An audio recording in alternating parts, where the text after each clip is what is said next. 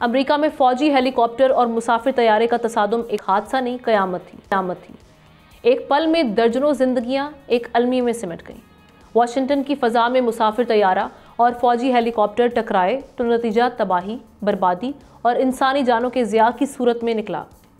जाने वाले चले गए, अब पीछे रह गई हैं तो वो चीखें जो अब सिर्फ खामोशी में गूंजेंगी।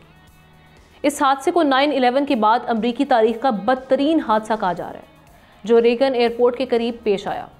तैयारे में 64 मुसाफिर और हेलीकॉप्टर में 3 फौजी सवार थे। सबके सब जान से गए। इस तैयारे में एक पाकिस्तानी खातून भी शामिल थी, जिन्होंने शोहर को पैगाम भेजा कि उनका तैयारा लैंड करने वाला है। लेकिन फिर जिंदगी का राब्ता कट गया। दरिया से लाशें निकाली जा रही हैं। ब्लैक बॉक्स भी मिल गया है, मगर सवालात अपनी जगह पर मौजूद हैं। अमरीकी मीडिया कहता है कि एयर कंट्रोलर ने खबरदार किया, मगर ब्लैक हॉक हेलीकॉप्टर के पायलट ने कोई जवाब नहीं दिया। क्या ये इंसानी गलती थी या फिर तकनीकी खराबी?